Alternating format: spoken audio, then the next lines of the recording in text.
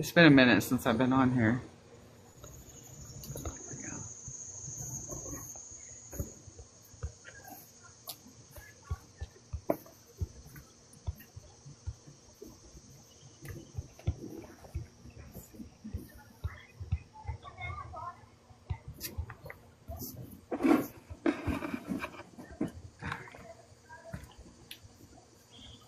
How you doing?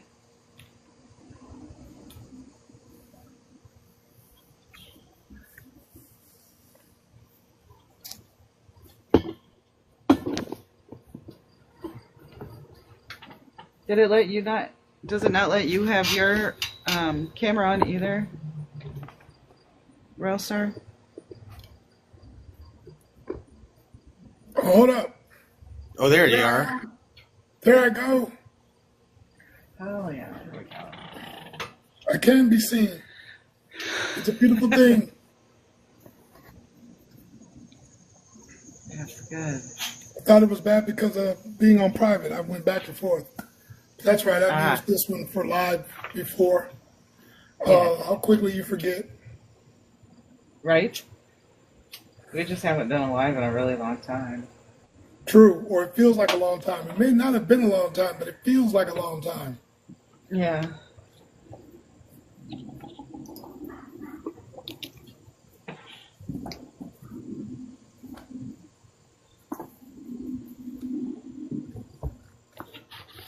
This is my favorite meme that I've made. Now, this is my favorite right now. Until the next masterpiece. But yes, I hear you. Do either one of you have a copy of my book to like hold up and show people? I do actually, right here. I brought it on purpose. I brought mine, but I guess I just don't have enough followers to show it off. There it is. Yeah. Okay. Good. I could actually put it up as my background. Hold on. Wow, look at you. Let's not get excited. Technology.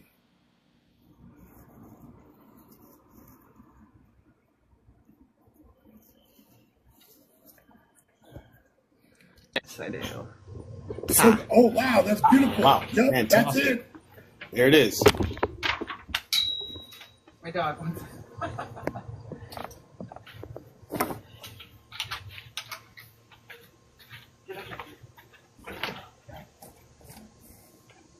All right. There we go. Plug my phone in for it, guys. I've been at Pride all day. They have Pride in August in Akron. Well, I'd like to think every month is Pride Month. I know that's right. I know that's right. I've been enjoying going to the markets and selling my stuff. That's been Those fun. pies look good. Oh man, let me tell you something. That picture's after I dumped them on their head. Oh wow! I'm saying, my cart fell over, my jellies fell out, my pies fell out. It was a mess, but we got it together, and I still made money. So I actually did a little bit of good, and was able to give the 5 sourdoughs that I had left to the local Food Not Bombs, and that made me feel good. So. Yeah, it didn't touch, like, the cake, or the pies themselves didn't touch the ground, just the containers they were in, but it's still.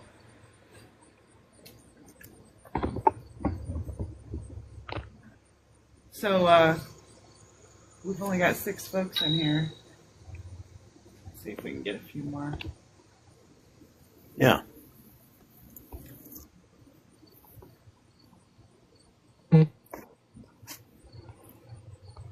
That's enough people. Once we start talking, the algorithm and the subject matter will bring its own magnetic. That is a fact.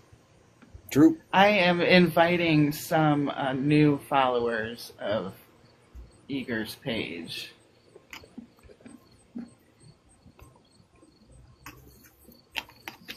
Can't get some.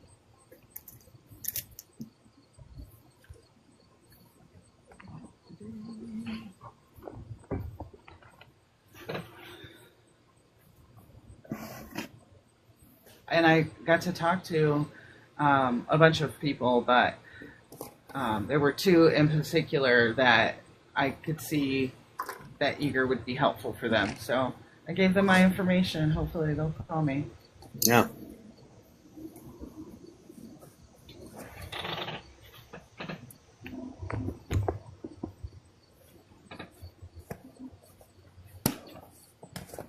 Oh, and on Mrs. Pink just said they're not familiar with this book. That's because it's yeah. a grassroots publication. Jordan, And I asked questions so that we could tell you about this book. and I'm going to read a chapter from this book for everybody. That is the goal for today. this book. So I think that You're this got a good writer. initiated by the fact that someone who's been extremely influential among evangelical European Americans is James Dobson. I said his name. It's not John, it's James, right? James Dobson. James Yes. Dobson, James yeah. Dobson died. Yes. And there's been a soft celebration in the ex-evangelical communities, just like there's a soft relief and celebration within pro wrestling. Soft? Hulk Hogan died. Soft. That is What's your that is soft? That is, I would say that in the evangelical community and the deconstruction community, it is a chorus of hallelujahs echoing And through the a hallways band marching. of the internet. Yeah, no, it's because James Dobson wasn't just very influential. He was basically the architect, and he and Jerry Falwell really were the ones that got into bed with Reagan to found the Moral Majority. Dobson was not only pushing the theocratic agenda of the Moral Majority, but he was also he did it from the perspective of he was a doctor in he had his PhD in child psychology, so he positioned himself as someone who had all of the answers for how to raise your child, but it was very much like you got to break your child's will. They're rebellious because they're sinful in nature. So he advocated not just for spanking, but also just like how to break a child down and into submission. And that was really his legacy in evangelical circles. Like children were beaten basically because of him on a regular basis. But That's child abuse. It's child abuse, yes. Yeah. But it also teach your child that they're a no good, dirty, rotten sinner from childbirth. And so we're doing this because we love you, and disguising it as love. But he was also the thing about James Dobson is that his mentors were people who were students of eugenics, and his position on homosexuality being a mental illness and it can be cured through conversion therapy camps. He started all that stuff. And it was all, he started AIDS being the gay cancer. He was the one, Wow. he was one of the spearheads of the Satanic Panic. Children are under the influence of Satan, Dungeons and Dragons. He had a radio show where he hosted all of this. He had not just a radio show, but basically a radio station where he was just drilling parents, telling them what to do, what to think, what to say, what to feel, how to be Christian parents in an age where satanic forces are coming from everywhere. And he was he counseled no less than 5 presidents in his lifetime: Reagan, both Bushes, Clinton, actually, and then also Trump. And he. But what it really all was is all of this stuff, the homosexual agenda, quote unquote, that he was promoting, the nuclear family, man, woman, children, and the structure and the hierarchy of all of that.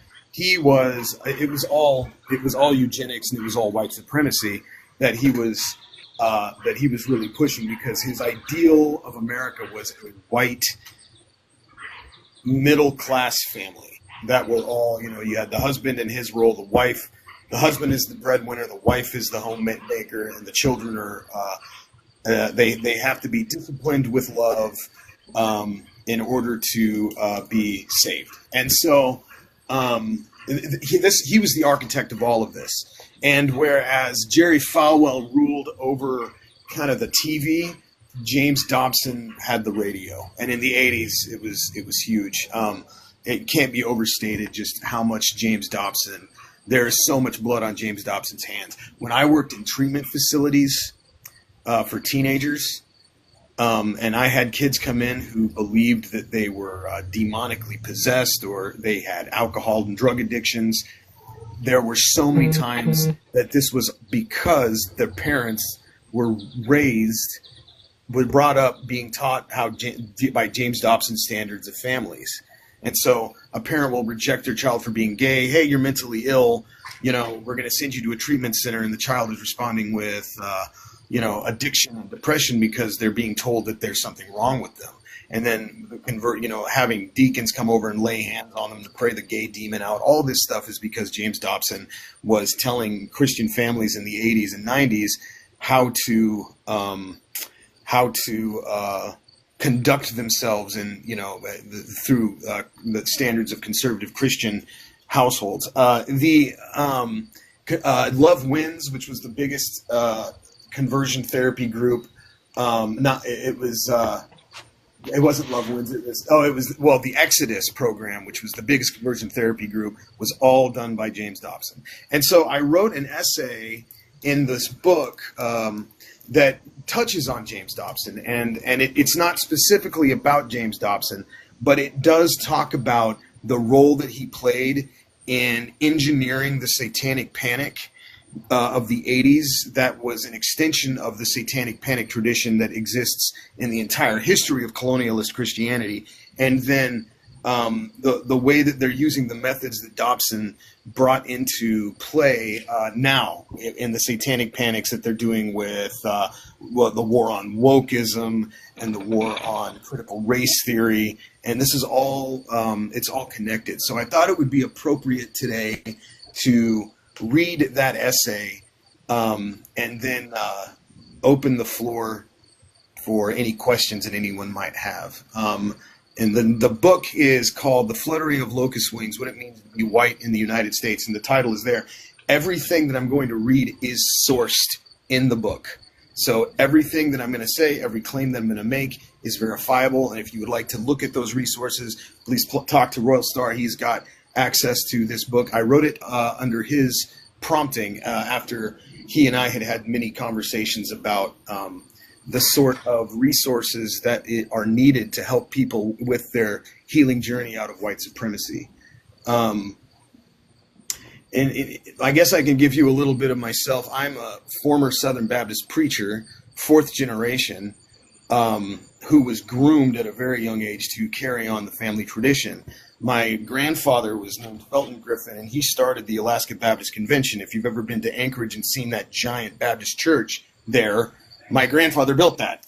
And so I was groomed at a very young age to follow in that tradition. And I did for about the first half of my life. And through various,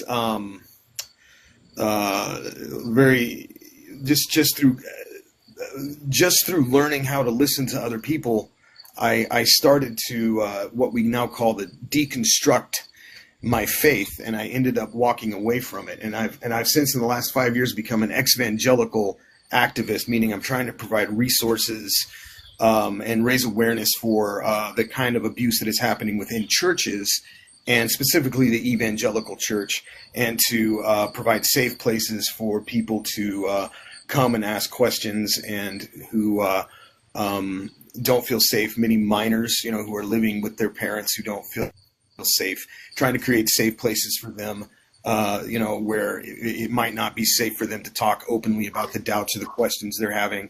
How do we create a safe space online for people to come and start that journey? But when I started that journey, I thought that white supremacy was a symptom of evangelical Christianity, which you would also include homophobia, misogyny, transphobia, xenophobia, all of those wonderful phobias. But what I really realized was that all of those things, transphobia, homophobia, misogyny, patriarchy, all of those are actually symptoms of white supremacy. And evangelical Christianity has been the primary tool of white supremacy in this country. And I wrote an essay trying to explain and explore why that is. And so it is the second essay in this book. And so it's going to stress a lot of the symptoms. And there are other books, and then we can talk about it after I'm done reading too, about solutions for these problems. And there are other chapters in this book that stress the solutions. I would also highly recommend Royal Star's books as well. These books are all in collaboration and in conversation with each other about solutions to take. So, without further ado, I think I'm just going to launch into the chapter. Yeah. Please make sure that it'll sound real slow in your head, but it'll be just right for us. Read slowly. You got it, boss. All right. Okay, so I just want to thank everybody for showing up and also for all the engagement on the live. Keep that up so that we don't get our video taken down. Okay. The floor is yours. Yeah, thank you so much, everybody. And then at the end, we'll do some, I'll let Royal Star and Vix kind of host any questions for me that we can ask. But here we go. A tale of two existential crises. What does it mean to be white in 2024? The two types of existential crises that white-bodied people face in America today stem from the same foundation, the evangelical church, a nationalist, white supremacist, multi-billion member organization specifically designed for purposes of empire building, weaponized by those in power to perpetuate racist ideology all over the world. The first crisis is experienced from within the church's indoctrination. The second occurs within white-bodied people who feel powerless and unsafe while watching its mechanizations assimilate their loved ones and slowly transform the United States and much of the world into a Christian theocracy. To understand these crises, it is necessary to roll the clock back to where it was conceived, the Roman Empire. How much of Christianity's theological roots actually begin with a historical Jesus will always be debated. But the unanimous historical consensus is that Christianity, as we recognize it today, was designed by Roman Emperor Constantine as a religion to assimilate nations into his expanding empire under one unifying religion. The Council of Nicaea was his orchestration in 235 AD, in which all of the various versions of Christianity spreading across the globe independently of each other were consolidated into a single Apostles' Creed that could be easily transmitted to every culture and tribe over which Constantine cast his shadow. Constantine assembled these theologians under the proposal of what we now define as a quote-unquote moral panic, that the world was lost without Christ and needed saving from Satan's grip. The unspoken truth of the matter: he needed a religion, Christianity was increasingly popular and would do. In truth, Constantine never fully accepted the church's authority and was only baptized on his deathbed. Seeing an entry point to gain influence and spread their gospel, church leaders answered his summons. But Constantine quickly ran into a problem. Most of these versions of Christianity fundamentally disagreed about key theological perspectives. The empire needed unity. That was Constantine's priority, not the specifics of the doctrine. As a result, a specific theological interpretation was picked almost arbitrarily. Anyone at the council who refused to sign off on the subsequent Nicene Creed, particularly those skeptical of Constantine's intentions, was banished from the empire. At this earliest stage, we see the taproot of the two contemporary crises I'm describing. Council members had a choice to either accept the weaponization of their religion or watch powerlessly as it happened.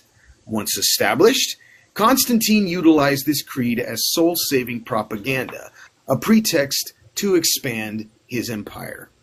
His army was all baptized into this newly revised faith, except for their sword-bearing arms, which were raised into the air and kept out of the redeeming water. Turns out, nothing gets people more excited about their own subjugation, and more to the point, subjugating others from a position of power, than believing it is a loving God's will. Constantine's plan ended up going better than he could have imagined. In fact, it outlived his empire.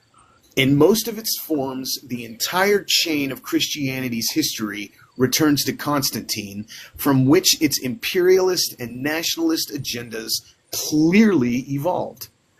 Evangelical Christianity is an offshoot of the Protestant Reformation, which did its own share of witch burnings, which is an offshoot of the Holy Roman Church, which is where Constantine fashioned it. Even after Rome fell, the roots it planted remain the foundation of every empire that's come after it. Constantine's parasite, then, never died. It just evolved as empires recognizing its usefulness rose and fell. America is simply the next empire, and white supremacy is the standing manifestation of the way that Christianity has been used to subjugate children of lesser gods for hundreds and hundreds of years. See also the Crusades, the Inquisition, the Holocaust, slavery, a Native American genocide, women's suffrage, segregation. Notice a pattern here? All were justified by the Scripture as interpreted by God's mouthpieces from nearly every pulpit ever constructed. Christianity's history might be layered and complex, but its design is that simple. Perhaps you've never heard of the Iner Caetera, a papal decree written by Pope Alexander VI on May 4th, 1493, in which he granted the Catholic monarchs King Ferdinand II and Queen Isabella I all lands 100 leagues west and south of any territory around the Azores or the Cape Verde Islands.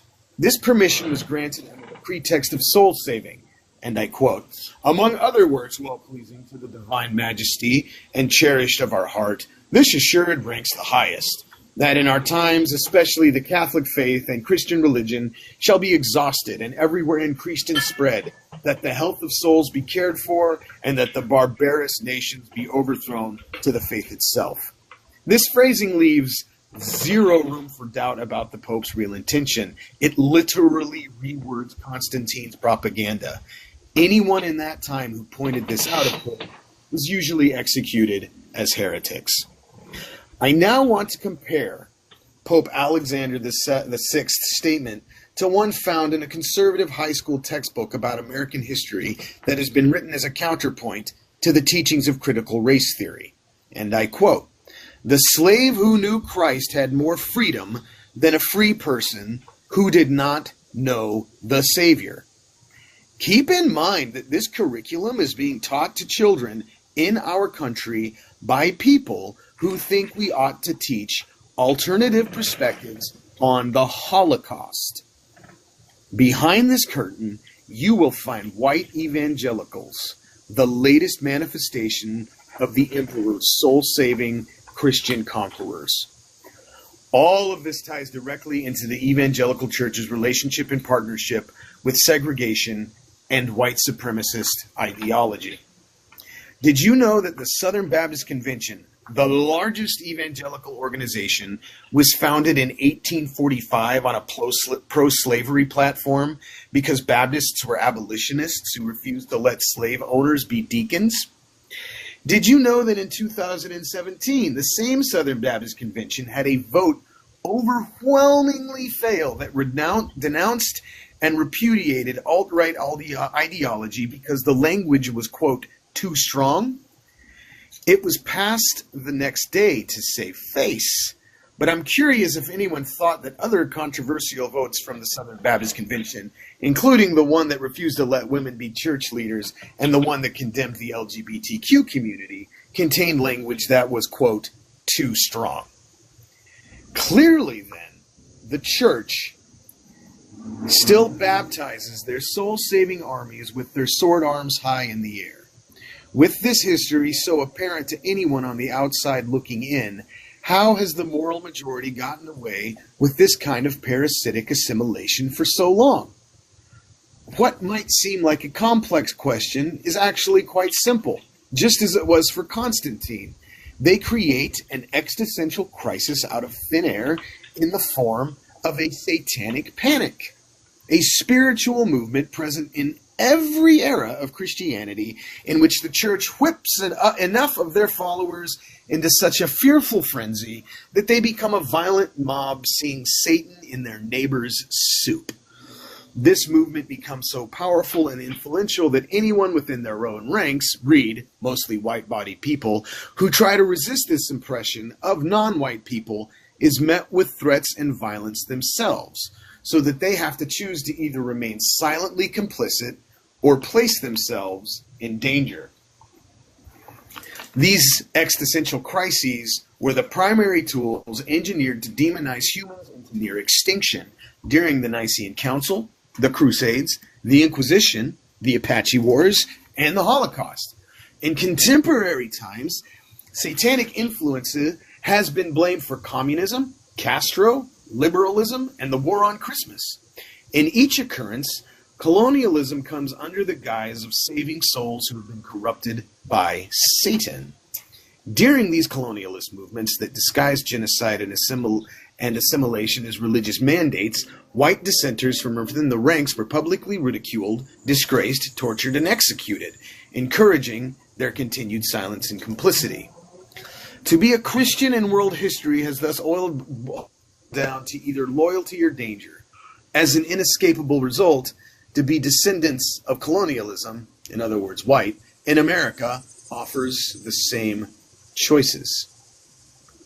We now follow the thread from Constantine to the Reagan presidency, when we see the American religious right's most successful attempt to create such an existential crisis within its flock in the form of satanic ritual abuse, SRA, which created the roadmap for the one currently being implemented in 2025. This bizarre cultural phenomenon in which countless lives were ruined more or less occurred because Ronald Reagan was in over his head when he got into bed with the moral majority. It probably seemed like a brilliant maneuver to politicize ardent religious zealots and convince them that the great revival for which they have all prayed was found in the welcoming bosom of the Republican Party. It certainly won him the presidency, and it has kept Republicans in power to this day. Every time the evangelical church manages to get noticed by people in power, they have a tendency to create a great satanic panic from which they alone can offer a rescue. Reagan's church just needed a good entry point. Now that they were Reagan's spiritual advisors, Reagan's church just needed a good entry point now that they were Reagan's spiritual advisors, who the church watched carefully. It is not a coincidence that at the same time of this particular moral panic, rumors stirred of money laundering and marital infidelities among prominent moral majority leaders, and the Catholic Church was under scrutiny for cover-ups of sexual abuse against minors. It didn't help that that popular culture had already started turning people away from the evangelical church.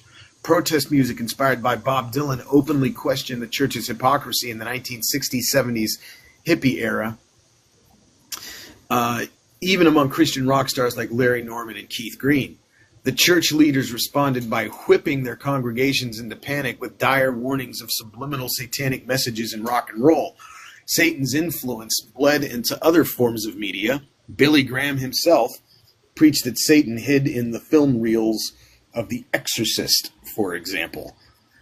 The church's exasperation was compounded when Anton LaVey entered into the mix in the late 60s with his highly theatrical Church of Satan, based out of San Francisco.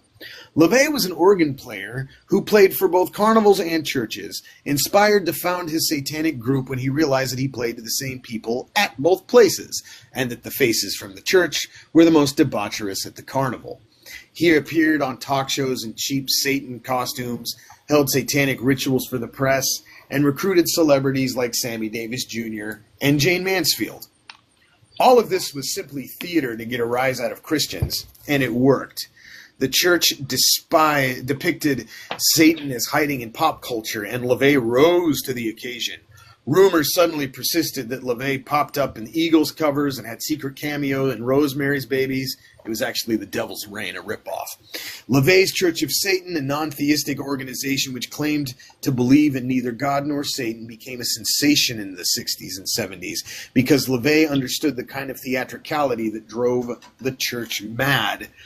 His parody religion revealed the shallowness of the evangelical church's knee-jerk reaction to everything that stood up to their version of reality, which in turn made them a laughingstock the likes of which had been experienced since the Scope monkey trials.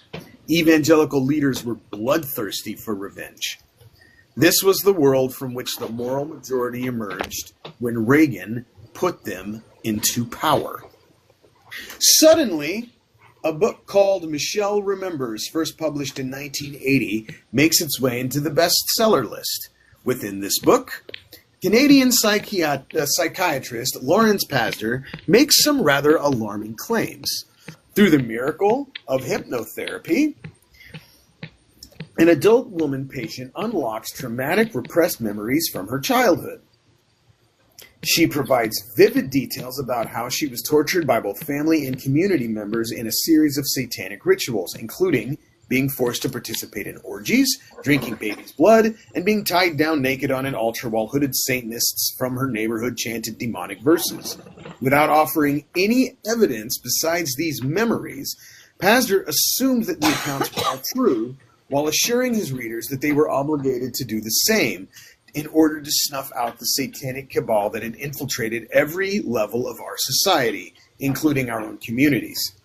This positively outlandish sensationalism was everything the newly appointed Christian leaders needed to steer the country away from LaVey's influence and back toward God.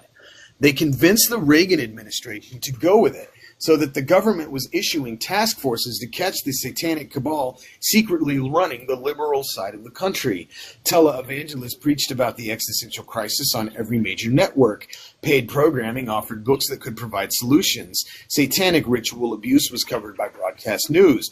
Police were being trained to spot the signs during their patrols. School counselors were mandated to read pamphlets about how to tell if your students are victims of satanic ritual abuse, and how to know if your peers are in on it. Oprah and Geraldo all had specials about it. Joan Baez wrote a song about satanic ritual abuse. Throughout this existential crisis, the moral majority was constantly depicted as the demon slayers, riding in with a fiery cross to save the day. White evangelical churchgoers absorbed all of this information with absolute existential panic. Everyone was talking about it while looking at their neighbors suspiciously, as more and more reports accumulated that children with repressed memories were revealing the truth through hypnotherapy. There were police raids, arrests, trials, and Anton LaVey's people basically had to go into hiding. To keep himself and his congregation safe, he pulled two smart maneuvers. He forbade his flock from talking to the press, and he refused to reveal the Satanic Church's membership numbers, essentially removing them all from the conversation entirely, so that those caught up in the mob mentality would instead eat each other.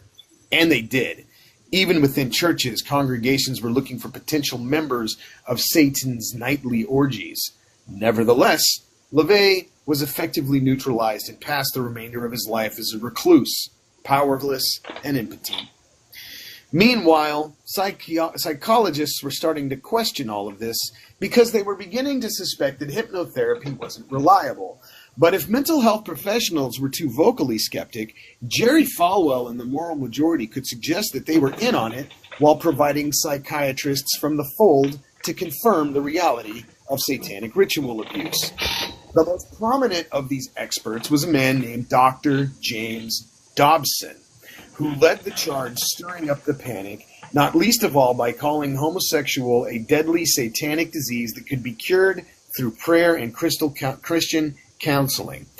On his massively successful radio show, Focus on the Family, Dobson declared to millions of Christian listeners every week that anything that didn't fit our narrow, white supremacist reading of the Bible was Satan trying to replace the traditional family unit that God himself has declared to be the only standard by which all of us should live. It goes without saying that most of the targets were people whose existence challenged white evangelical leadership's shaping of America into a white supremacist theocracy that they wanted. They needed their families to stay conservative and traditional, so they also made sure that the LGBTQ community was a key player within every satanic orgy, as well as feminists who challenged the misogynistic foundations of the so-called nuclear family, and the potential colonized, particularly in Africa, who resisted their white gospel in favor of their own spiritual practices, a practice still common today. It wasn't bad enough that Falwell preached that AIDS was the gay cancer on television. Now, being gay itself was being demon-possessed. Satan's plan, it was explained to us, was to have AIDS kill as many people as possible before they could accept Christ. It also can't be a coincidence that educators were being accused in abundance because they saw the absurdity of the moral panic. But everyone was afraid to speak out, even as eyewitness testimony retrieved from hypnotherapy, including accusation against parents, leaders, teachers, counselors, simply disintegrated underneath all of the physical proof. Investigations, arrests, and trials continued. White people who saw through this ruse thus experienced an existential crisis of their own, akin to ancient punishments and executions. They too felt powerless to do anything to stop it. As a result, even secular psychiatrists chose to be complicit, exploiting and fueling the panic by releasing books about the new methods therapists could use to determine if their clients were victims of satanic ritual abuse. Look up the McMartin preschool trial for more information. People went to jail, lives were ruined, and white supremacists operating within the moral majority made a fortune while maintaining complete control of the narrative and, therefore, much of the world. As it stands, the satanic panic kept going until 1996. It had been gradually diminishing in the public conversation since 1989 or so, primarily because the FBI was consistently unable to find any substantial evidence of it, which gave them the confidence to defy the moral majority and talk publicly about smelling a fabricated witch hunt. It also didn't help that scandals finally caught up with so many of the televangelists that they were suddenly too preoccupied with their own skeletons to keep pushing it. Satanic ritual abuse also hadn't stopped Clinton from getting elected, and church leaders needed to turn their sights into paths more capable of taking him down, like, say, an intern. Then in 1996, Carl Sagan devoted a chapter in a book to how hypnotherapy patients also recalled stories about alien abduction, and he challenged society to collectively draw the line. So thanks to Carl Sagan, that's why all of this ended. Suddenly, Geraldo was issuing an apology, and Lawrence Pazder rightfully faded into disgrace. But if the Reagan-era satanic panic has faded into obscurity, very little has changed in the evangelical playbook, which has barely been updated since Constantine. Assimilation is merely what it has always been. Evangelism. Follow the thread from the Reagan administration to today. Pillars of the moral majority still reframe their tactics, all of which are based on white supremacy as God's loving will. Look no further, for example, than the second Iraq occupation, when American General William G. Boykin spoke before Congress about how our armies battled Satan himself in the Middle East. We are on the side of God, Bush Jr. kept insisting about our occupation in Iraq, ignoring pleas from his PR team to stop referring to our search for non-existent WMDs as a holy war. Keep walking along this road and you'll find QAnon, Pizzagate, January 6th, and a new war on wokeism. all of which are both manifestations and consequences of theological extremism constantly being a part of the rhetoric. Except now, white evangelicals are faced with a new crisis. The rise of the internet and social media has put their brand of Christianity under new skepticism, worse than ever, even compared to Anton LaVey's theatrics from the 1960s and the financial and sexual scandals from the 80s. New social movements are shedding light on the troubled history and practices with a transparency like never before. Openly criticize their theocratic and cult in droves, so much finally issuing panicked responses about deconstruction and evangelical movements. Me Too has manifested in the Church Too movement, which was revealing the misogynistic theology intentionally designed to enable sexual predators to slip in under their steeples. Black Lives Matters demands changes to the systemic racism that the church mostly continues to deny exists at all, and no one is buying the evangelical leadership's spin except their increasingly skeptical base. Peer-reviewed academic studies are underway about religious trauma syndrome, which is starting to become more prevalent in public conversations about mental health. The media has blown the cover off Project 2025, which seeks to finish the moral majority's work and transform the United States into a Christian theocracy once and for all, to the point that Trump, during the campaign, distanced himself from it, even though his own vice president is among its engineers. Church attendance, meanwhile, is plunging at record numbers. All this to say, the church is in more trouble than it has been since their exponential rise to power during the Reagan administration. And these publicly expressed doubts put their entire racket in jeopardy. But the evangelicals survived their 80s scandal because they still controlled so much of the media. Fast forward now. Falwell and Dobson are dead. Falwell's son is disgraced. The moral majority is grasping desperately for new leadership, while QAnon and the Flat Earth movements reveal just how gullible the nonsense may continue to be. And if you think that's not fair, ever met a Flat Earther or QAnon member who isn't evangelical? While the evangelicals continue to hold immense influence over their interest groups, then their considerable base, elected officials, and a few very successful media outlets, something feels on the verge of rupturing in ways that they haven't felt since this danger. They haven't felt this danger since their rise to power. In fact, you might call what they're experiencing an existential crisis. But now that we've examined white evangelicalism's historical playbook critically, we can identify their next maneuver. New skepticism means a new moral panic. Only their leadership has learned its lesson from weaving an existential spiritual crisis out of thin air, as they did in the case of satanic ritual abuse. This time, their plan is to lump all of their critics into one single term, which they are quick to demonize: wokeism. And it's more or less working exactly the way they want it to. Ask any white evangelical what it means to be woke, and they will define it as any anti-American sentiment. What is anti-American sentiment? Anything that challenges the narrative that white supremacy calls soul-saving. Their time-honored term for the propaganda it employs to strengthen its political power in a way that rallies its base with a moral panic and neutralizes its critics through fear. The anti-woke moral panic has several angles from which it attempts to advance its narrative. Its strategy seems to first define woke in a broad sense and then target and absorb each of their critics one at a time, not unlike the way one builds an empire, come to think of it, so that they all fit under its definition. To be defined as woke, then, becomes the kiss of death.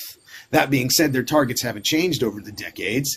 Feminists, BIPOC activists, the LGBTQ plus community, DEI, and immigrant rights activists have all been predictably attacked as anti-American groomers and communists.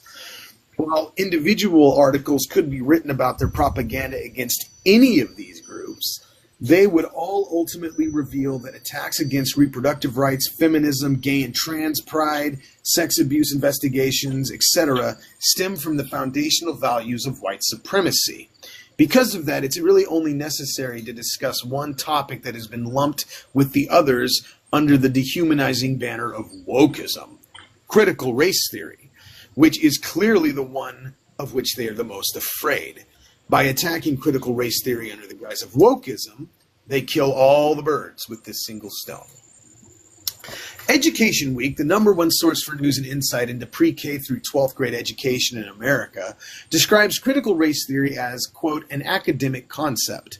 The core idea is that racism is a social construct, and it is not merely the product of individual bias or prejudice, but also something embedded in legal systems and policies. The basic tenets of critical race theory emerged out of a framework for legal analysis created in the late 70s and early 80s. The church's base learning such history would certainly blow white evangelical leadership's cover and expose its history as enablers of colonialism, slave ownership, and segregation, and that's why they're afraid of it. So when critical race theory becomes part of the conversation for emerging curriculum in our public schools, white evangelicals can't afford to take that sitting down if they intend to survive. What else can they do but create a new existential crisis to stop it? That what was once the Crusades, the Inquisition, the Holocaust, satanic ritual abuse is now wokeism, created to demonize critical race theory and all of the progressive ideology stemming from it. The theatrics never change. Leaders always emerge with all the talking points that all evangelicals will repeat over and over because God has laid it as a truth on their hearts. They will fight to preserve their sacred theocracy that they've been brainwashed into believing is freedom, while taking away the humanity of those whose continued exploitation keeps their privilege safe. You know, the witches, the liberals, the Satan worshippers, the Marxists, the anti-Americans, the feminists, the heathens, the savages, children of a lesser God, and all those whose existence threaten to disrupt Constantine's still ravenous parasite. It all weaves a chaos magic that keeps its white body base afraid of satanic influence while making those who support this progress feel impotent in the face of their intoxicating hostility. Of course, the church still pitches this new witch hunt as an example of perfect love. For example, we're not racist for refusing to hold ourselves accountable for the systemic racism that literally built this country. They are racist for pointing it out. Because all of that is past and we need to move on. We're simply trying to make sure that we are all being treated equally under Christ's redeeming blood. They've literally hijacked the words of Martin Luther King during Black History Month to justify their attempts to block their children and grandchildren from learning how they threw garbage at Ruby Bridges as she walked into their school. Or how about how white supremacist history goes back even further to this country's very conception? Or the way that Christianity was used as a catalyst for slavery and for all the oppression and segregation experienced afterwards? How this institution was created not by particularly religious white men who nevertheless understood religion's immense usefulness for keeping them in power. About how Thomas Jefferson treated his slaves and how most of the founding fathers were slave owners themselves, or how George Washington realized that the only way he and his friends were going to effectively steal Indian land was as an independent nation not bound to King George's treaties with the Iroquois nation. About the way that the system has been stacked against non-whites since this country's conception to become a world in which they have every reason to fear nearly every privilege that whites don't even notice that we have. This kind of education may signal the white evangelical church's doom once and for all. To preserve themselves, they're going to keep whipping up this frenzy around critical race theory and wokeism. They're going to push it as hard as they can to stabilize it as the new satanic panic. They're going to send their flock out protesting its teaching in our schools in droves. They're going to make it the talking point of every media outlet they control, and they will do it as they align with every facet of white privilege that stands to lose their influence if we actually taught the truth to children in school. The responsibility now turns to those white-bodied people on the outside looking in, those living under increasing pressure to stay silent and feeling both powerless and impotent in the face of the white supremacy that this war against wokeism now seeks to stabilize. If Constantine's Nicene Council has taught us anything, it's that while massacring non-white people in mass in the name of evangelicalism, we make examples out of dissenters within our own ranks through banishment and witch burning. When the anti-woke crusaders now target and bully public librarians and educators, their message is clear: rock the boat, you will be punished. Our existential crisis thus emerges from theirs, and both reveal what it means to be white in America. Either help enable white supremacy and shut up and allow yourself to feel powerless against it, or we could choose to be courageous out of white supremacy together. As white-bodied people living in the United States, we have to recognize these tactics for what they are and organize to expose them, to raise awareness, to do everything we can to advocate for critical race theory being taught in our schools, discussed around our white families' tables, included in every conversation about mental health, all critical steps in paving the way for critical race theory to inform laws and policies that continue to evolve this country in some direction that will finally prepare it to pay its dues. Because we know how successful evangelical Christians are at winning this game, at turning this sort of crisis around and tipping the balance back into their favor. We know that every time their credibility seems to finally be diminished to levels from which they won't recover they do with their fabricated existential crises. As white-bodied people, we cannot allow the evangelical recovery to happen, because look around. Their sword remains in the air, eluding baptism. The time has come to recognize and confront the layers of empire-building white supremacy in which our religious culture has always been built. Critical race theory holds white American evangelicalism accountable for its actions and the role that it played in serving white privilege over the basic rights and safety of everyone else. It is therefore inevitable that each of us will eventually need to take a serious look at ourselves and ask what we are going to do, both together and as individuals, with what we have and is our privilege. And if you choose to do nothing, you will need to ask yourself why. The answer boils down to a single question: which existential crisis does your white body currently occupy? Wow. Well, that was a great reading. That was fantastic. Thank you. And the solutions for, to some of this are in the book as well. So, So for all of you watching now, if you didn't get to catch the whole thing, there'll be a replay available on our Substack called 60K and Below. You can get this book by emailing royalstar907@gmail.com. And thank you, Donnell, for writing this book.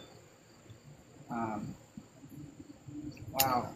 I can say that, I've written other books and I will write more books, but this is probably the most important book I'll ever write. So it was Royal Star asked me to do a collection of essays about several topics that we thought would be relevant, and he just basically gave me a blank check. He gave me the prompts and told me to run with it, and so we collaborated together through the process, and it was actually a remarkably educating experience for myself as well. So I was educating myself and spreading that knowledge as we were going forward in the editing of it. So I am immensely grateful for the opportunity as well, and I just hope that it is one that challenges those of us who need this message to the steps and the path forward for us in our walking out of white supremacy as a community. Yeah, it's so important. It's so important. We realized in Eager how important it was that we created a whole chat about it. So we've got a chat for deconstructing spirituality, because we didn't want to limit it just to, one idea of like whether Baptist or whatever. Yeah. Wow. I am still processing this because I hadn't got to this chapter yet. I'm a slow reader because I read like 6 books at one time. So, which one in pink says, do you know if the Inter Caetera was prior to the Doctrine of Discovery?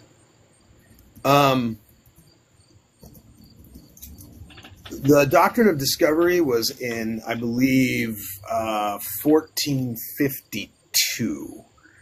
And the, let me go back and see what the date was for the Inter Caetera here. Yeah, Doctrine of Discovery was 1452, which was very much the same playbook. And then the Inter Caetera was 1493. So yes, Inter Caetera was was jumping off of the Doctrine of Discovery, and honestly, Manifest Destiny is jumping off of the Inter Caetera. So I mean, you can see the chain that's linking all of these together. Carefully orchestrated control. For real. Oh. Drag the puzzle piece. Hold on. I'm checking the wait. I'm waiting to see if there are any more questions that are going to come in. Because quite a few likes. We're at 35, almost 36,000 likes. Many people are choosing to pay attention. I'm just seeing if there are any questions coming in because you did convey a tremendous amount of information. Yeah. Yeah. Tremendous amount. You might have some folks shutting down because of it too, because I know my body is kind of buzzing a little, you know? Yeah, no, it's a lot of information, and that's why I recommend that you get the book and that you also please look at all of the sources that are cited. There are just pages and pages of information that's got additional reading that will let you see, just kind of how deep this information goes, and how long this the moral panic of Constantine, how it's just in and out of our entire history. I don't think he ever really comprehended that he was creating a parasite that was going to outlive him. I think that he just thought it would be a great way to expand his empire. And I think the same thing with Ronald Reagan. I don't think he realized what he was doing. I think he was just trying to win the presidency. And but it became, this is what happens when you mix religion with colonialism. It just it becomes the primary tool of colonialism. And so and I've got like just tons and tons of sources that just go even deeper into this. So yeah, it's a lot of. I do want to emphasize that point too, that there's 11 pages of sources just on that chapter. Just on that chapter, yeah. Just on that chapter. So, I mean, it is really, chock full of like really good resources. Jen says, have you read on the Evangelical End Times group? I don't know what particular group that is, but I have a lot of thoughts on evangelical positions on the end times.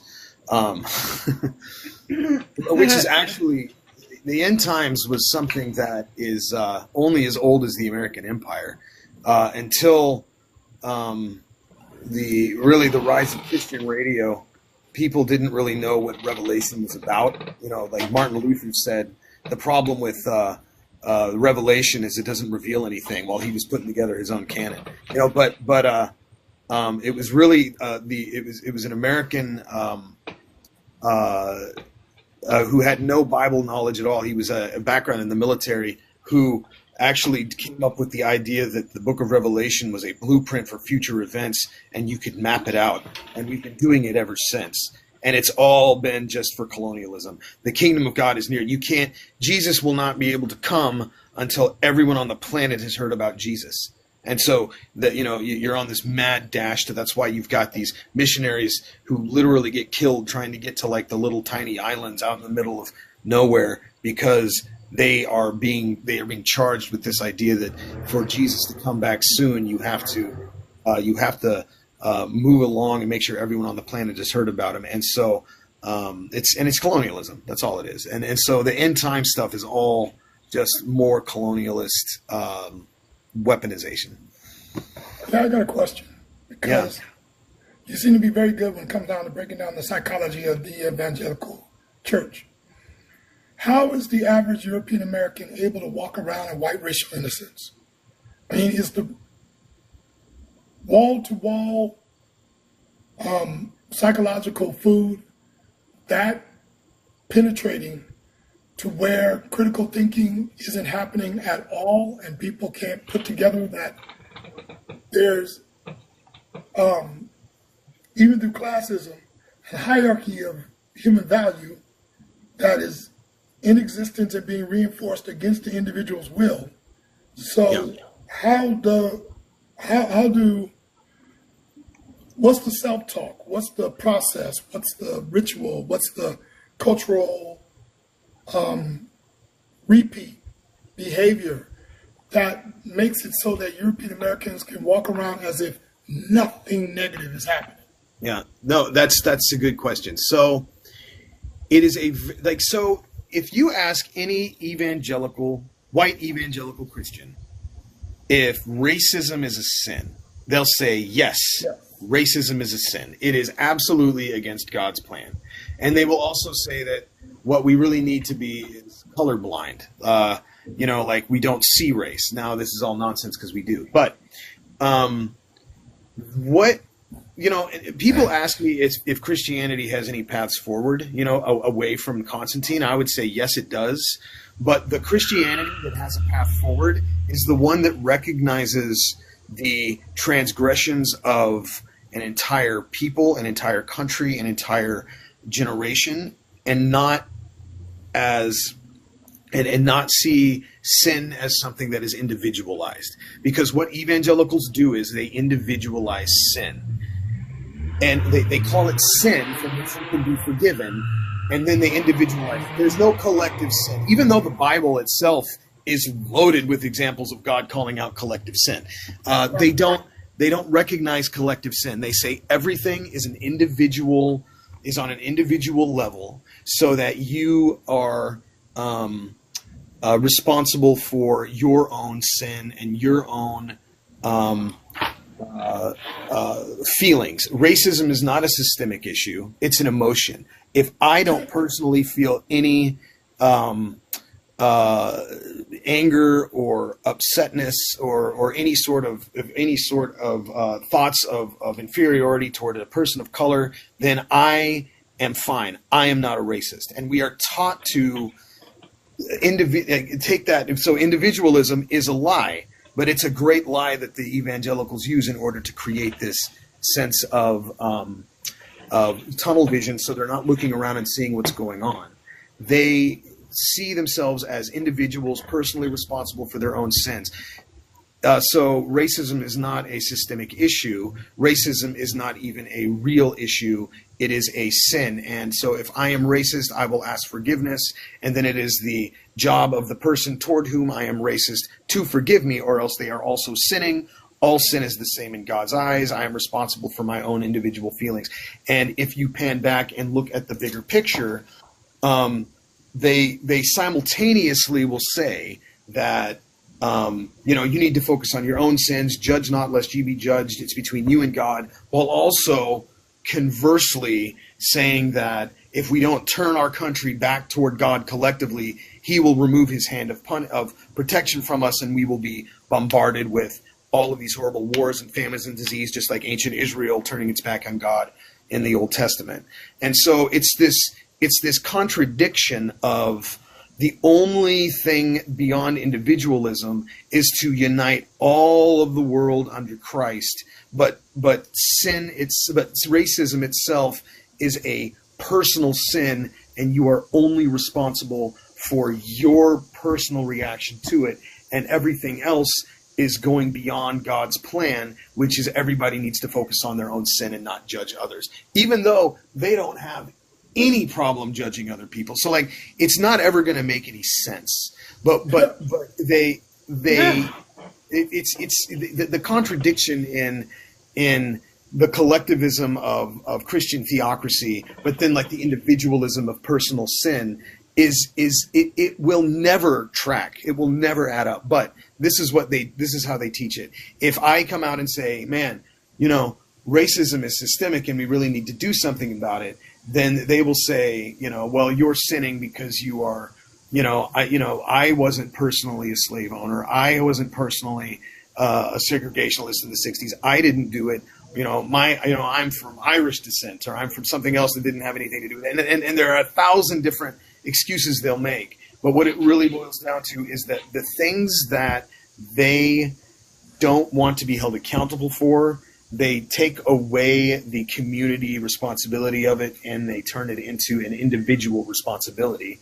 And that's how they walk around in that tunnel vision. Hope that answers your question. I've got a couple comments and it here. goes back to, I can't be racist. Some of my best friends are black. It's that same argument. So we've got a couple of comments here. Jen says, probably self-comfort might be reductionist to say that. Dr. Joss says most people can't tolerate the dissonance between reality and their perceived reality. The only alternative then is to reinterpret reality to align with the fantasy. Which one was Pink said, that wasn't my fault. Well, I didn't do that. Absolution. Rugged individualism. 100%. We are only responsible for our own personal feelings. Even though the Bible is filled with verses about, because let's be clear, this was never about the Bible. Like whatever the Bible says is incidental. You cherry pick whatever it is you want in order to stabilize your own, agenda. But the Bible is filled with God literally saying, I will punish the sins of the fathers will be visited upon the sins of the son. I will punish people for 1,000 generations, or I will honor people of 1,000 generations of those who love me and keep my command. Like the Bible is filled with God making absolutely clear that sin is and we are responsible as a community for our transgressions. Jesus is very clear about that, like in many of his teachings. But the concept of personal sin became one of those things that emerged, with evangelicalism, as evangelicalism in America rose, particularly when they were trying to confront slavery, like in pre-Civil War, and it just has sort of stuck. What you feel about racism is the only responsibility you have, it's not a collective issue. And so we're able to walk around thinking, I'm not racist, so everything's fine, is really the answer. Right. Got a couple more comments. I'm not doing bad because my intention is good. We run into that a lot. Yep. The contradiction is they are forgiven because they ask nicely, even if they yeah. harm me. And that's why for me, like as an ex-evangelical, my number one job is to, I try to raise awareness about the fact that if you are saying that all sin is the same in God's eyes, it's a term called sin leveling. And so that means that if a woman is assaulted by, let's say, a church leader, then, she put herself into a compromising situation where she would have like seduced him, quote unquote, is the angle that they'll spin. And so she is just as responsible as the man who abused her, because all sin is the same in God's eyes. I have seen, and then we also all have to forgive. I have seen young women, underage women, go up in front of a pulpit and be pressured to forgive the deacon who assaulted her while he sat with his family in a pew, because God says forgive. He has asked for forgiveness. Now you need to forgive him and we need to move on. I've seen this with my own eyes happen over in church. and over. And over and over. And that's why church is a lightning rod for abuse, and it is also a breeding ground for abusers. And so one of the main goals of ex-evangelical activism is to hold abusers accountable and responsible, to call them out into the light, and to try to raise awareness about things like that happening all the time. And it's the same thing with It's the same thing with systemic racism. You know, like where if you ask forgiveness for God, you'll be forgiven. And so, you know, and it goes back to what Dave Capozzi said about the difference between black Jesus and white Jesus. Black Jesus knows what it's like to be lynched. White Jesus for lynching black Jesus. And that is the most perfect way I've ever heard it put, frankly. Yeah. True. Very clear. The analogy is clear. Clear.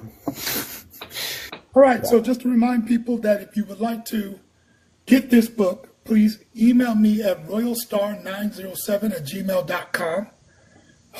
That is available usually on Facebook, where they post on a regular basis. He posts on a regular basis. And when it comes down to following up on your own deconstruction journey, healing journey, please get in contact with Eager and watch their videos, inbox, ask questions.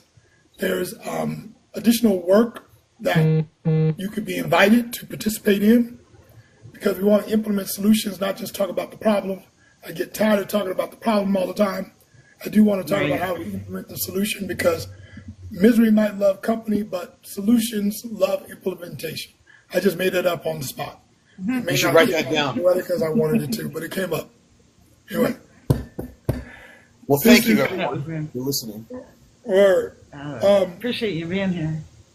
Yes.